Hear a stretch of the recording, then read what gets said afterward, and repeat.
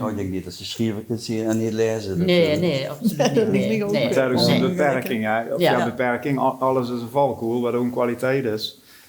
Is dat als de creatief was en de was met schrijven of shell of wat dan ook bezig, die in de kop stuit altijd aan. Ja. Dat merk ik. Ja. Dat is wat Lisa ook zei, 's nachts zelf.